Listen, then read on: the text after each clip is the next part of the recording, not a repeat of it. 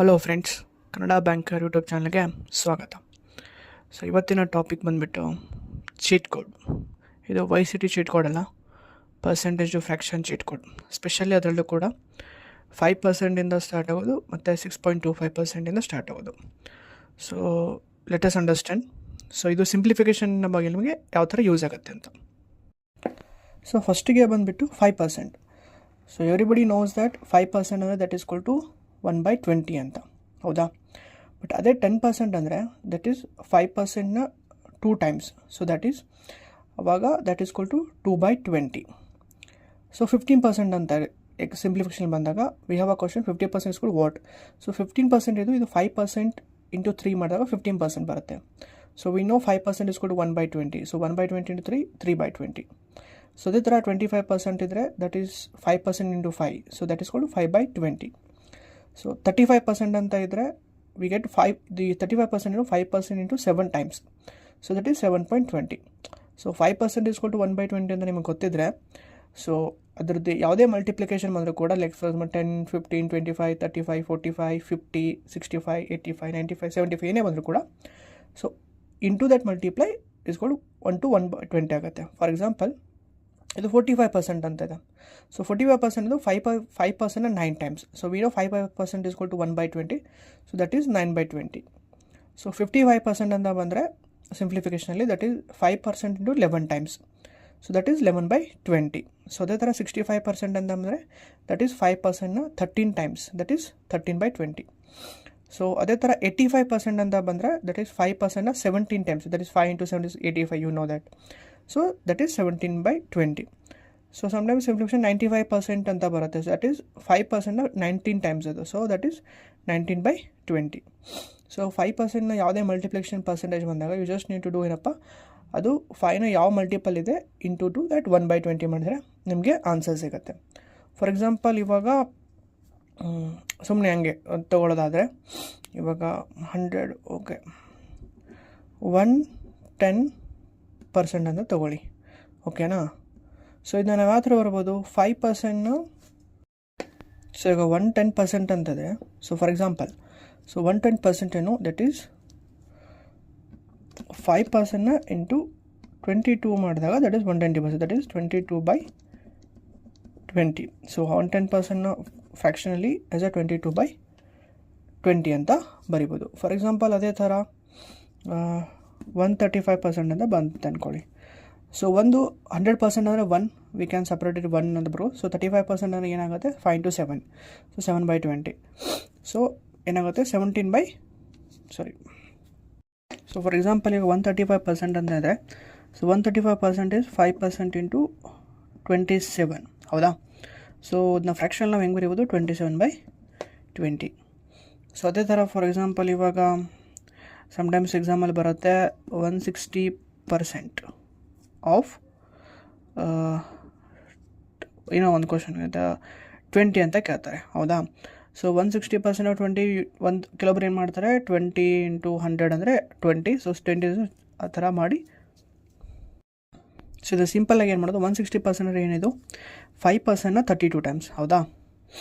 So 5%ನ 32 times ಅಂದರೆ that is 32/20 into 20. So that is equal to answer will be 32, ಹೌದಾ? So ಈ ಥರ 5% ಯಾವುದೇ ಮಲ್ಟಿಪ್ಲಿಕೇಶನ್ ಯಾವುದೇ ಪರ್ಸೆಂಟೇಜ್ ಬಂದರೆ ಕೂಡ ನಾನು ಫ್ರ್ಯಾಕ್ಷನಿಗೆ ಕನ್ವರ್ಟ್ ಮಾಡಿ ಸಿಂಪ್ಲಿಫಿಕೇಷನ್ ಪ್ರಾಬ್ಲಮ್ನ ಈಸಿಯಾಗಿ ಸಾಲ್ವ್ ಮಾಡೋದು. ಇವೊಂದು 5% ಮಲ್ಟಿಪ್ಲಿಕೇಶನ್ ಡೈರೆಕ್ಟಾಗಿ ಕೂಡ ಸಾಲ್ವ್ ಮಾಡ್ಬೋದು, but this is one way to do. ಅದೇ ಥರ ಇವಾಗ ಎಕ್ಸಾಮ್ಸಲ್ಲಿ ತುಂಬ ಕ್ವಶನ್ಸ್ ಬರುತ್ತೆ ಏನಪ್ಪ ಅಂದರೆ ಸಿಂಪ್ಲಿಫಿಕೇಷನ್, ಸ್ಪೆಷಲಿ 6.25%ನ ತುಂಬ ಸಿಂಪ್ಲಿಫಿಕೇಷನ್ ಕ್ವಶನ್ಲಿ ಅಥವಾ ನೀವು ಅರ್ಥಮೆಟಿಕ್ ಕ್ವಶನ್ಸ್ ಸಾಲ್ವ್ ಮಾಡಬೇಕಾದ್ರೆ ತುಂಬ ಯೂಸ್ ಮಾಡ್ತಾರೆ. ಸೊ ಅದ್ರ ಪ್ರಕಾರ 6.25% ಅಂದರೆ ಅದರ ಫ್ರ್ಯಾಕ್ಷನಲ್ಲಿ ಏನು ವ್ಯಾಲ್ಯೂ ಆಗುತ್ತೆ that is 1/16. Okay, this is ನೀವು ನೆನಪಿಟ್ಕೊಳ್ಳಬೇಕು. 6.25% ಅಂದರೆ ಎಷ್ಟು, that is 1.16. So that is double 12.5% ಅಂತ ಕೇಳ್ತಾರೆ. 12.5% ಎಷ್ಟಿದು 6.25%ನ 2 ಟೈಮ್ಸ್. ಸೊ ದಟ್ ಈಸ್ ಕೊಟ್ಟು ಏನಾಗುತ್ತೆ 2/16. ಅದೇ ಥರ 18.75. ಸೊ 6.25%ನ 3 ಟೈಮ್ಸ್ ಏನಾಗುತ್ತೆ 3/16. ಸಮ್ಟೈಮ್ಸ್ ಇವಾಗ ಕನ್ಫ್ಯೂಷನ್ ಆಗುತ್ತೆ, ಸರಿ 43.75 ಬಂದರೆ ಫಾರ್ ಎಕ್ಸಾಂಪಲ್ ಇವಾಗಿದೆ 43.75%. ಸೊ ಸಡನ್ನಾಗಿ ಹೆಂಗೆ ಫ್ರ್ಯಾಕ್ಷನಿಗೆ ಕನ್ವರ್ಟ್ ಮಾಡ್ಬೋದು? So you just imagine. So just thought ಮಾಡಿ 43 ಇದೆಯಾ, ಅಪ್ರಾಕ್ಸಿಮೇಟ್ ವ್ಯಾಲ್ಯೂಗೆ ಬನ್ನಿ. 6 7s 42, ಹೌದಾ? 6 7s 42 ಅಂದರೆ 6.25 7s ಎಷ್ಟಾಗುತ್ತೆ, ಆಲ್ಮೋಸ್ಟ್ 43 ನಿಯರ್ 43.75 ಇರುತ್ತೆ. ಸೊ ಆ ಥರ ನೀವು ಕ್ಯಾಲ್ಕುಲೇಷನ್ ಮಾಡಿ 7/16ನ ವ್ಯಾಲ್ಯೂ ಫೈಂಡ್ ಔಟ್ ಮಾಡ್ಕೋಬೋದು. ಅದೇ ಥರ ಇವಾಗ 56.25% ಅಂತ ಇರುತ್ತೆ, ಅದನ್ನು ಫ್ರ್ಯಾಕ್ಷನಿಗೆ ಕನ್ವರ್ಟ್ ಮಾಡಬೇಕು. ಬಟ್ ಎಕ್ಸಾಮಲ್ಲಿ ಏನಾಗುತ್ತೆ, ಫ್ಲ್ಯಾಶ್ ಆಗಲ್ಲ. ಬಟ್ ಏನು ಮಾಡ್ಬೋದು, 6 6 ಹೌದಾ, 6 ಏನಾಗುತ್ತೆ 54 ಆಗುತ್ತೆ, ಅದು 6 9s 54 ಆಗುತ್ತೆ. ಸೊ 6 9s 54 ಅಂದರೆ 6.25 ಆಲ್ಮೋಸ್ಟ್ 56.25 ಒಂದು ಅಪ್ರಾಕ್ಸಿಮೇಟ್ ವ್ಯಾಲ್ಯೂ ಬರುತ್ತೆ. ಸೊ ಆ ಥರ ನೀವು 9/16ನ ಇಟ್ಕೋಬೋದು.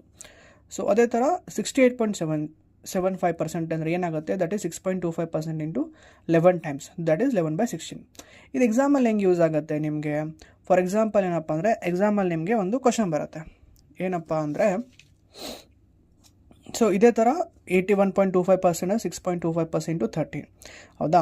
ಎಕ್ಸಾಮಲ್ಲಿ ಒಂದು ಕ್ವಶನ್ ಬರುತ್ತೆ, ಏನಪ್ಪ ಈ ಫಾರ್ ಎಕ್ಸಾಂಪಲ್ ಏನಪ್ಪ ಅಂದರೆ ಕ್ವಶನ್ ಬರುತ್ತೆ, ಫೈಂಡ್ ದ 37.5% ಆಫ್ 32 ಅಂತ ಒಂದು ಕ್ವಶನ್ ಬರುತ್ತೆ. ಅಂದರೆ ಸಿಂಪ್ಲಿಫಿಕೇಷನ್ ಫಾರ್ಮುಲಾ ಬರುತ್ತೆ. ಸೊ ಇವಾಗ 37.5% ಆಫ್ 32 ನಿಮ್ಗೆ ಏನಾಗುತ್ತೆ, ಕನ್ಫ್ಯೂಸ್ ಆಗುತ್ತೆ. ಸೊ ಅವಾಗ ಏನು ಮಾಡ್ತೀರಾ, ಸೊ ಕ್ಯಾಲ್ಕುಲೇಟ್ ಮಾಡೋದು, 6 5s 6 ಮಾಡ್ತಾ 6 ಮಗ್ಗಿನ ತಗೋತೀರ. ಸೊ ಆ 6 × 6 6 36 ಬರುತ್ತೆ, ಹೌದಾ. ಸೊ 6 36 ಬರುತ್ತೆ ಅಂದರೆ 6.25 ಅಂದರೆ 37.5 ಆನ್ಸರ್ ಬರುತ್ತೆ. ಸೊ ನಮಗೆ ಗೊತ್ತಿದೆ 6.25 = 1/16 ಅಂತ, ಹೌದಾ. ಸೊ ಇಂಟು 6 ಮಾಡಿದಾಗ ಏನಾಗುತ್ತೆ, 37.5 ಬರುತ್ತಲ್ವಾ. ಸೊ ಆ ಥರ 16/16 ನಮ್ಗೆ ಈಸಿಲಿ ವ್ಯಾಲ್ಯೂ ಸಿಗುತ್ತೆ. 37.5% ಕನ್ವರ್ಷನ್ ಮಾಡಿಕೊಂಡ್ರೆ ಫ್ರ್ಯಾಕ್ಷನ್ಲಿ 37 61 ಒಂದೇ 61 32 ಹೋಗಿ 12 ನಿಮಗೆ ಆನ್ಸರ್ ಬರುತ್ತೆ. ಸೊ ಇದೇ ಥರ ಇನ್ನೊಂದು ಸಲ ಕ್ವಶನ್ ಏನು ಬರುತ್ತೆ ನಿಮಗೆ, 55% ಆಫ್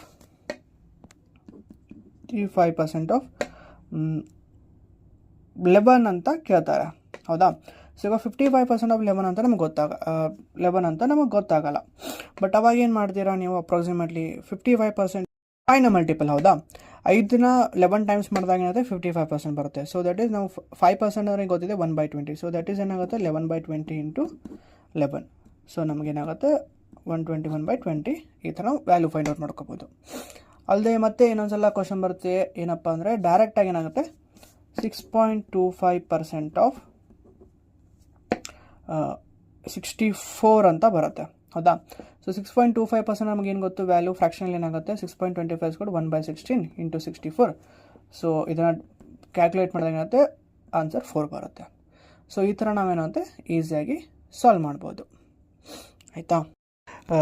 ಇವೇನಪ್ಪ ಅಂದರೆ 5% ಪರ್ಸೆಂಟೇಜ್ನ ಫ್ರ್ಯಾಕ್ಷನ್ನ ವ್ಯಾಲ್ಯೂಸ್ಗಳು ಇವಾಗುತ್ತೆ. ಅದೇ ಥರ 6.25%ನ ಫ್ರ್ಯಾಕ್ಷನ್ ವ್ಯಾಲ್ಯೂಸ್ ಏನಪ್ಪ ಅಂದರೆ 1/16 12.5 2/16 ಇದೇ ಥರ ಕಂಟಿನ್ಯೂಸ್ ದಟ್ ಮಲ್ಟಿಪಲ್ ಏನಾಗುತ್ತೆ ಅದರಿಂದ ಫ್ರ್ಯಾಕ್ಷನ್ನ ನಾವು ಈಸಿಯಾಗಿ ಫೈಂಡ್ ಔಟ್ ಮಾಡಿ ಸಿಂಪ್ಲಿಫಿಕೇಷನ್ ಕ್ವಶನ್ನ ಮಾಡ್ಬೋದು. ಸೊ ಇದನ್ನು ನೆನ್ಪಿಟ್ಕೊಳ್ಳಿ. ಆ್ಯಂಡ್ ಎಕ್ಸಾಮಲ್ಲಿ ಸಾಧ್ಯ ಆದರೆ ಈ ನಂಬರ್ನ ನೆನಪಲ್ಲಿ ತಲೆ ಇಟ್ಕೊಂಡಂಗೆ ಮಾಡಿಬಿಡಿ. ಸೊ ದಟ್ ಎಕ್ಸಾಮಲ್ಲಿ ನಿಮಗೆ ತುಂಬ ಈಸಿಲಿ ಬೇಗ ಸಾಲ್ವ್ ಆಗುತ್ತೆ. ಓಕೆ, ಫಾರ್ ಎಕ್ಸಾಂಪಲ್ ಇವಾಗ 56.25 ಅಂತ ಬಂತಪ್ಪ, 56.25% ಆಫ್ 32 ಅಂತ ಕೇಳಿದರು. ಸೊ ಅವಾಗ ಏನು ಮಾಡಿದ್ರೆ 56.25 ನಿಮ್ಗೆ ಏನು ಗೊತ್ತಿಲ್ಲ, but it is near to 6 9s 54 6 54 near ಇದೆ, ಹೌದಾ. ಸೊ ಅಂದರೆ 6.25 ಇಂಟು ಮಲ್ಟಿಪ್ಲೈ 56.25 ಅಪ್ರಾಕ್ಸಿಮೇಟ್ ಬರುತ್ತೆ 6 ಸೊ 9/16 ಈ 9/16 ಇಂಟು 32 ಮಟ್ಟ ಏನಾಗುತ್ತೆ ನಿಮಗೆ ಆನ್ಸರ್ ಈಸಿಲಿ ಸಿಕ್ಬಿಡುತ್ತೆ. ಸೊ ಆ ಥರ ಏನು ಮಾಡಿ ಈ ಪರ್ಸೆಂಟೇಜ್ ಆಫ್ ಫ್ರ್ಯಾಕ್ಷನ್ನ ಯೂಸ್ ಮಾಡ್ಕೊಳ್ಳಿ. ಓಕೆ, ಸೊ ಇದೇ ಥರ ನೆಕ್ಸ್ಟ್ ವಿಡಿಯೋದಲ್ಲಿ ಇನ್ನೂ ತುಂಬ important percentage of fractions values ಬರುತ್ತೆ, ಕೆಲವೊಂದು ಇದ್ದಾವೆ. ಸೊ ಅದನ್ನ ಎಲ್ಲನೂ ನೋಟ್ ಡೌನ್ ಮಾಡಿ ನೆಕ್ಸ್ಟ್ ವಿಡಿಯೋದಲ್ಲಿ ನಿಮಗೆ ಈಸಿ ವೇದಲ್ಲಿ ಹೇಳ್ಕೊಡ್ತೀನಿ. ಸೊ ಇದೇ ಥರ ಹೆಚ್ಚಿನ ಇನ್ಫಾರ್ಮೇಷನ್ಗಾಗಿ ಕನ್ನಡ ಬ್ಯಾಂಕರ್ ಯೂಟ್ಯೂಬ್ ಚಾನಲ್ನ ಫಾಲೋ ಮಾಡಿ ಆ್ಯಂಡ್ ಲೈಕ್ ಮಾಡಿ, ಕಮೆಂಟ್ ಮಾಡಿ, ಶೇರ್ ಮಾಡಿ ಆ್ಯಂಡ್ ಸಬ್ಸ್ಕ್ರೈಬ್ ಮಾಡಿ. Thank you.